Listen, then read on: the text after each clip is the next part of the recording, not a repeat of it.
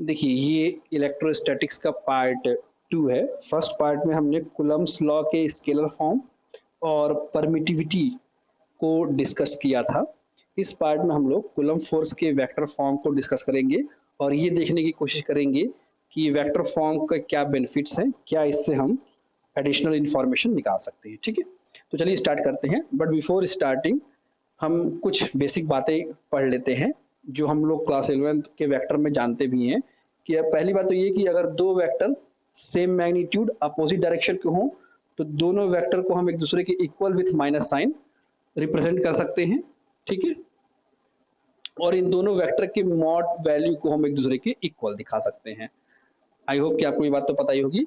दूसरा चीज जो triangular law of vector addition होता है कि अगर एक वेक्टर ए है और एक वेक्टर बी है तो वेक्टर ए के हेड को वेक्टर बी के टेल से मिलाते हैं और फिर जो रिजल्टेंट वेक्टर होता है उसको हम वेक्टर ए के टेल से वेक्टर बी के हेड तक मिलाते हैं। ठीक है ना, तो इस तरह से हमारा resultant vector A vector plus B vector मिल जाता है। ये आप समझ रहे होंगे।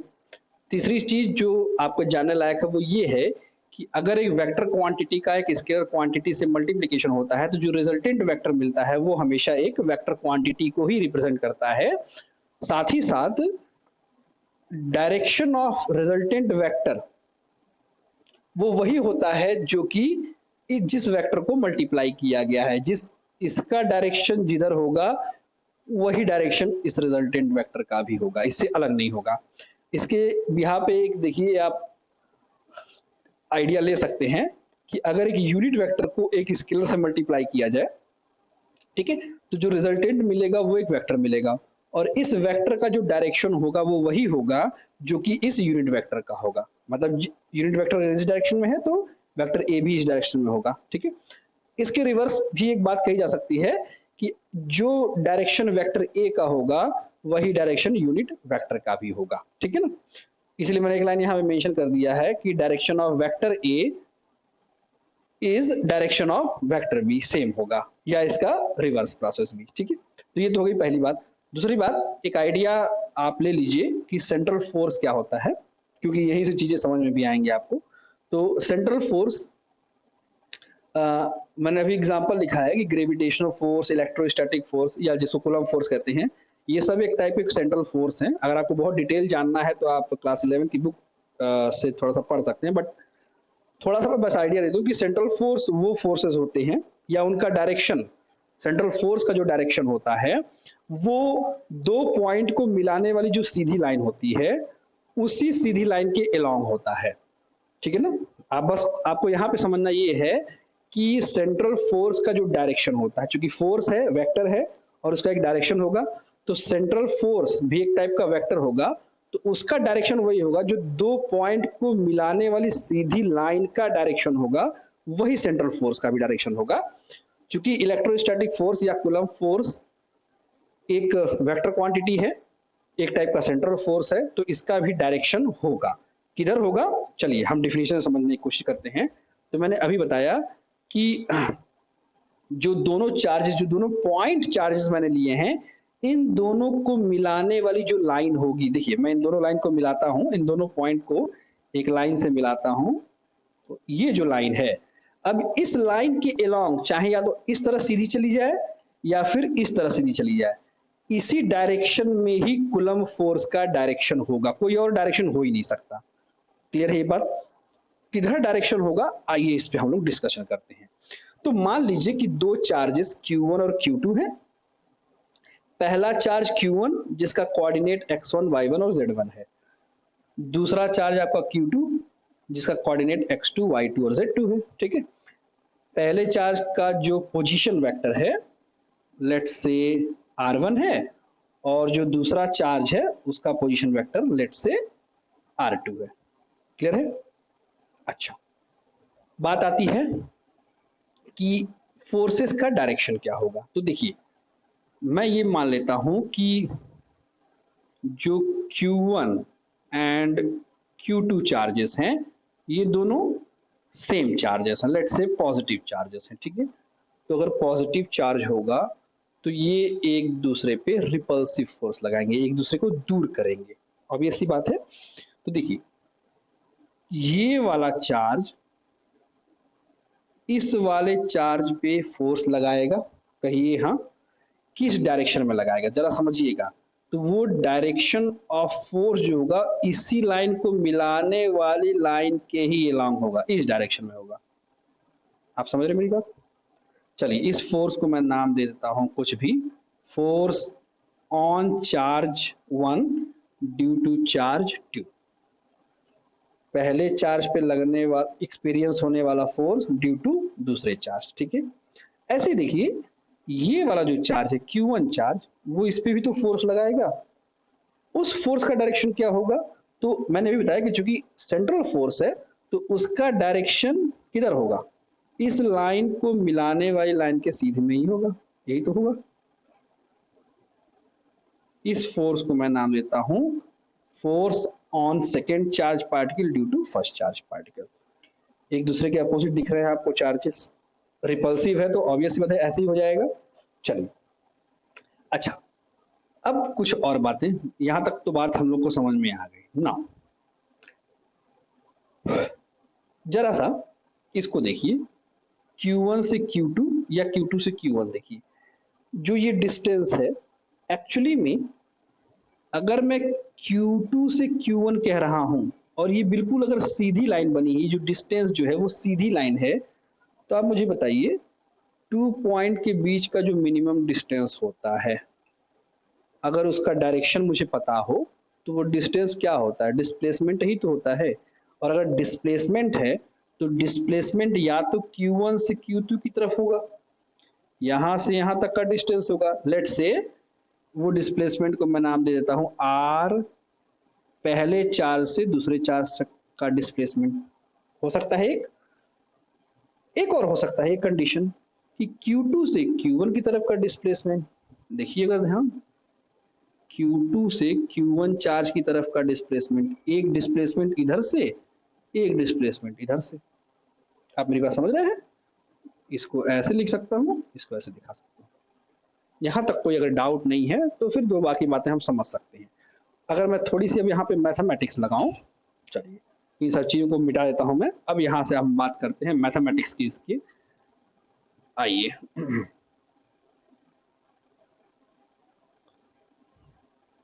चलिए भाई, नाउ अब जरा ध्यान दीजिए, तो Q1O और Q2 ये आपके पास एक ट्रायंगल है, तीनों में वेक्टर है। हम चाहे तो इसमें वेक्टर एडिशन का यूज करके वेक्टर R12 या वेक्टर R21 की वैल्यू कैलकुलेट कर सकते हैं। कैसे लगाएंगे जरा देखिएगा। सबसे पहले मैं वेक्टर R12 निकालता हूं, तो वो R12 के लिए सिर्फ और सिर्फ ये वाला चाहिए मुझे। देखिए ध्यान से मेरी बात समझिएगा, वेक्टर एडिशन क्या कहता है? Vector A plus vector B, तो वेक्टर ए के टेल को वेक्टर बी के हेड से जब हम मिलाएंगे तो जो मुझे मिलेगा वो रिजल्टेंट वेक्टर होगा। तो अगर ध्यान दीजिए तो R1 वेक्टर, वेक्टर ए फिर वेक्टर बी यानी plus R12 vector, vector B बन गया इज इक्वल टू किसके बराबर होगा? वेक्टर आर के। तो वेक्टर आर क्या है? R2 वेक्टर है, ठीक है। यहां से अगर मैं चाहूं तो सीधी सीधे R12 वेक्टर कैलकुलेट कर लूं, कितना मिल जाएगा मुझे? तो देखिए R2 vector minus R1 vector. चलिए भाई कोई दिक्कत? अगर इसके मॉड वैल्यू को निकालूं, इसका मॉड वैल्यू कितना हो जाएगा? मॉड ऑफ R12 कितना हो जाएगा? तो कुछ नहीं, बस इसी का ही हम मॉड ले लेंगे, R2 vector minus R1 vector, ठीक है, मॉड। सिंपल सी बात। इसी सेंस में ये तो हो गया यहां से इधर का डिस्प्लेसमेंट, ठीक है, का वैल्यू। नाउ अगर मैं यहां से यहां के डिस्प्लेसमेंट को निकालूं, इसको जरा मैं मिटा दूं 1 मिनट, तो ये डिस्प्लेसमेंट R2 से सॉरी Q1 से Q2 तक ऐसे हुआ कुछ, जिसको मैं नाम दे रहा हूं R second charge to first charge, ठीक है, from this to this to. तो उसको निकाला जाए तो अगेन देखिए vector A plus vector B, और रिजल्टेंट वेक्टर क्या कहता है कि पहले वेक्टर के टेल को दूसरे वेक्टर के हेड से मिलाइए, तो जो मिलेगा वही आपका रिजल्टेंट वेक्टर होगा। तो इस सेंस में मैं कह सकता हूं, देखिए वेक्टर ए यानी कि R2 वेक्टर, फिर vector B plus R21 vector is equal to किसकी हो जाएगा, R1 वेक्टर की।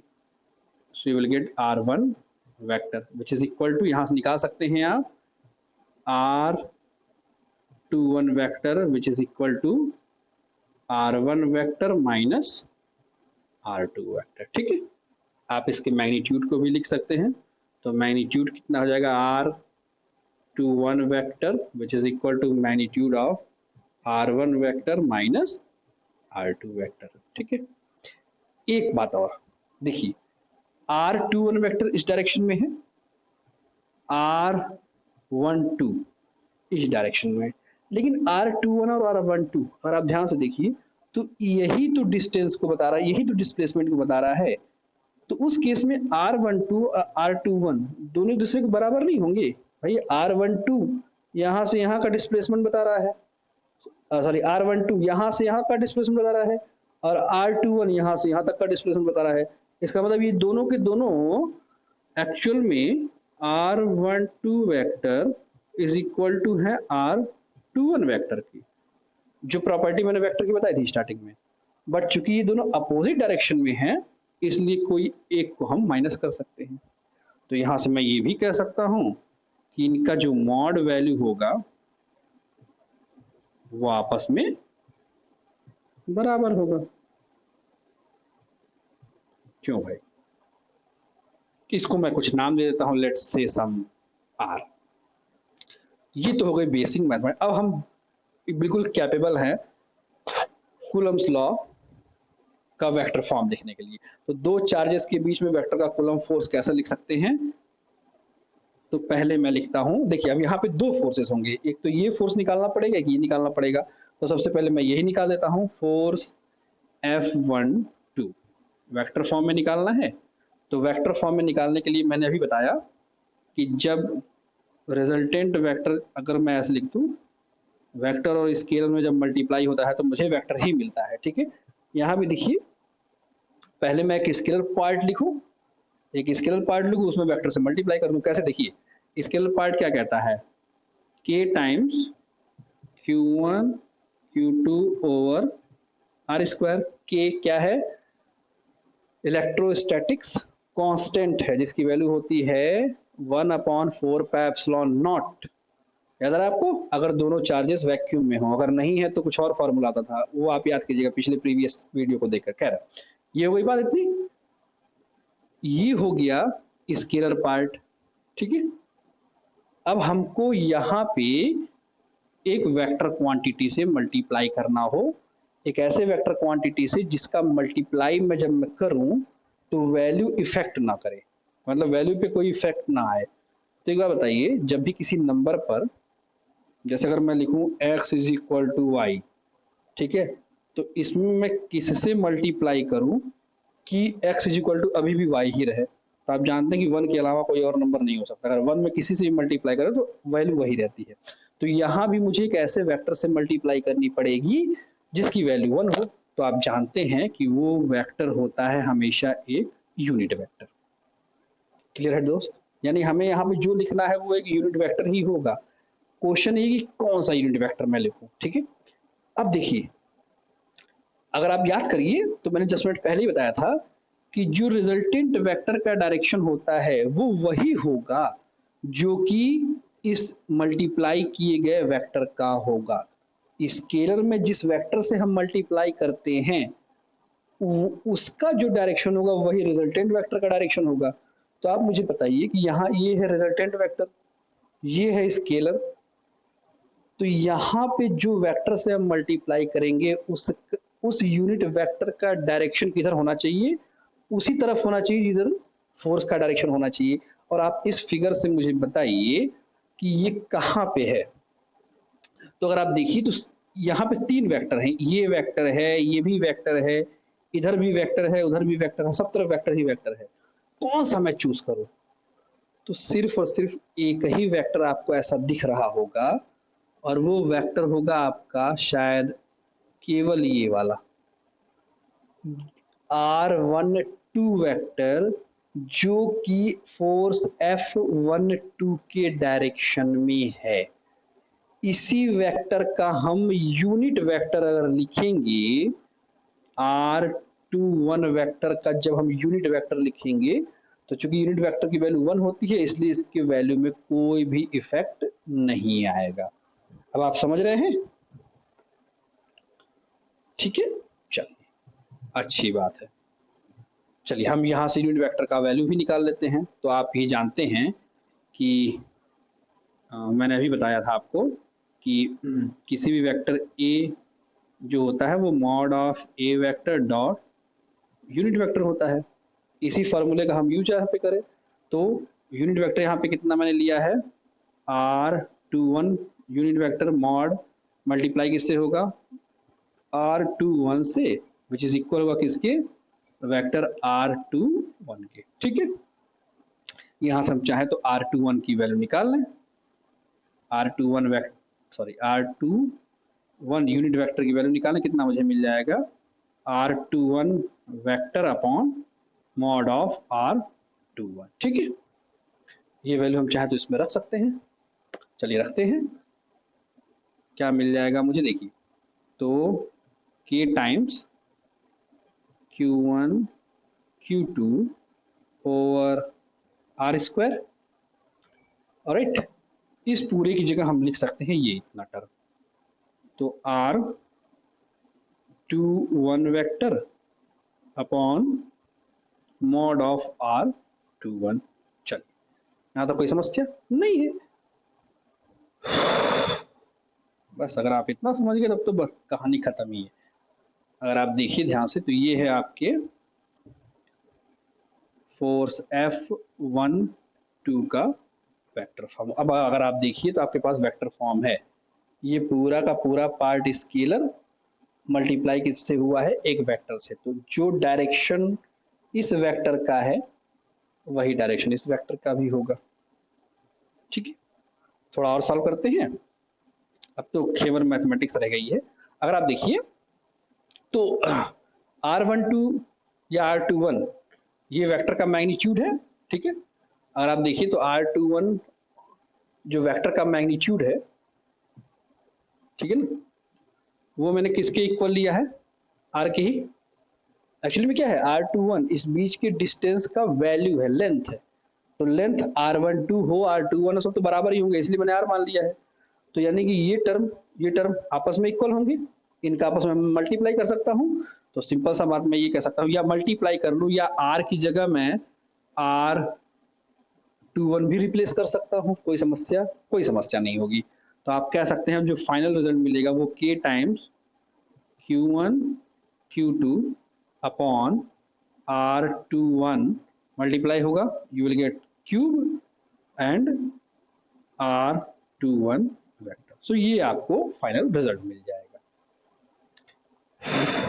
ठीक है, आई होप कि आपको ये बात समझ में आ गई होगी। इसी को समझने में दिक्कत थी, बाकी तो आप F21 जो ये वाले डायरेक्शन का फोर्स है वो तो आप एज इट इज इसी को कॉपी कर सकते हैं।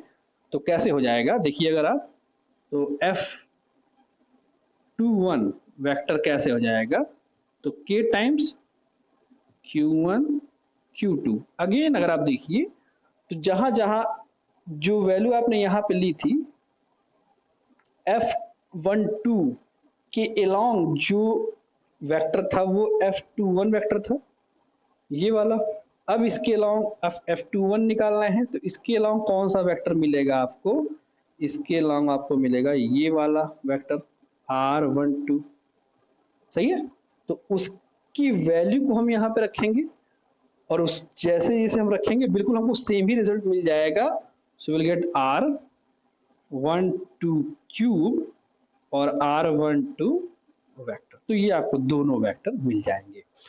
कंडीशन ये है कि चूंकि देखिए अगर आप ध्यान से, तो मैंने यहाँ पे जो प्रॉपर्टी बताई है कि R12 और R21 दोनों के दोनों इक्वल मैग्नीट्यूड के वेक्टर हैं बट अपोजिट वेक्टर हैं, एक इधर है एक इधर है। तो इन दोनों को हम एक दूसरे के नेगेटिव साइन से रिप्रेजेंट कर सकते हैं। तो यहाँ से मैं ये भी कह सकता हूँ कि अगर आप इस इक्वेशन को एक साथ लिखिए तो आप पाएंगे कि F12 वेक्टर जो होगा वो F21 वेक्टर के इक्वल होगा बट विथ अपोजिट साइन होगा, क्योंकि अगर आप चाहे तो इसमें या चाहे इसमें अगर आप नेगेटिव साइन लगाएंगे तो F12 वेक्टर माइनस साइन के साथ चला जाएगा। आप समझ रहे हैं मेरी बात ना? मैं बस यहाँ रिजल्ट पे डायरेक्ट लिख रहा हूँ। तो ये कहलाता है आपका vector form of Coulomb's law. इस vector form of Coulomb's law की क्या खास बात है, देखिए मैं एक रिजल्ट आपको बताता हूँ। अगर कहाँ लिख दूँ, जगह तो नहीं, फिर भी यही लिखता हूँ। अगर Q1 और Q2 चार्ज का जो प्रोडक्ट हो रहा है फॉर्मूले में, अगर इसकी वैल्यू 0 से छोटी है तो आपको ये जानने समझने की जरूरत नहीं कि यहाँ पे चार्जेस कौन कौन से रखे हैं। यहाँ पे बस आपको ये जानना है कि दोनों चार्जेस का प्रोडक्ट 0 हो रहा है, 0 से ज़्यादा हो रहा है कि 0 से छोटा हो रहा है। तो अगर तो छोटा हो रहा है तो हम ये कहेंगे कि दोनों चार्जेस अपोजिट नेचर के हैं, ठीक है। और अगर दोनों चार्जेस का प्रोडक्ट 0 से बड़ा है तो हम ये कहेंगे कि दोनों चार्जेस सॉरी माफ कीजिएगा, अगर दोनों चार्ज ठीक है, दोनों चार्जेस का प्रोडक्ट अगर 0 से छोटा है तो हम कहेंगे कि दोनों चार्जेस का जो नेचर है वो अपोजिट है, एक पॉजिटिव चार्ज है, एक नेगेटिव चार्ज है। और अगर प्रोडक्ट 0 से बड़ा आ रहा है तो हम ये कहेंगे कि वो दोनों के दोनों सेम या लाइक चार्जेस हैं, इधर दोनों के दोनों पॉजिटिव चार्जेस हैं या दोनों के दोनों नेगेटिव चार्जेस हैं, ठीक है। आई होप कि आपको ये बात समझ में आई होगी। दूसरी बात, ये जो फॉर्मूला है ये एक्चुअली में एक आइडिया देता है, आइडिया ऑफ सेंट्रल फोर्स का। इसी से हम प्रूफ करते हैं कि सेंट्रल फोर्स किसी, जैसे मैंने स्टार्टिंग बता दिया था कि कूलम्ब फोर्स एक टाइप का सेंट्रल फोर्स है, लेकिन वो कैसे है, ये प्रूफ कैसे करते हैं, तो ये इसी को रिप्रेजेंट कर रहा है। इसकी डिटेल समझने के लिए आपको क्लास 11 की फिजिक्स को थोड़ा सा पढ़ना पड़ेगा, जहाँ पे फोर्सेज और सेंट्रल फोर्सेज और नॉन सेंट्रल फोर्स को समझाया जाता है, ठीक है। वहां पढ़िएगा, आपको समझ में आ जाएगा, बट यहाँ आपको जरूरत नहीं, बस ये जानना है। तीसरी चीज जो इंपॉर्टेंट चीज है, ये जो फॉर्मूला है एक्चुअली में Newton's third law of action reaction को भी रिप्रेजेंट कर रहा है। अगर आप देखिए तो फोर्स 1F2 इस डायरेक्शन में है और फोर्स 2-1 वो उस डायरेक्शन में है, और दोनों के दोनों सेम मैग्नीट्यूड के हैं, अपोजिट डायरेक्शन में है और सेम मैग्नीट्यूड के हैं।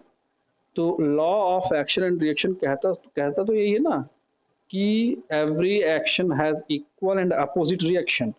तो इक्वल और माइनस साइन क्या रिप्रेजेंट कर रहा है, अपोजिट रिएक्शन।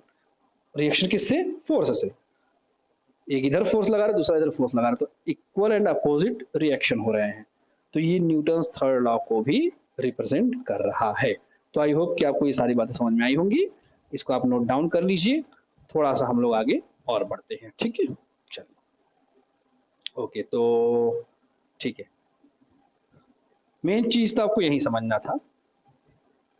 अब हम बात करेंगे कंपोनेंट फॉर्म की, यहीं से आपको कंपोनेंट फॉर्म भी क्लियर हो जाएगा।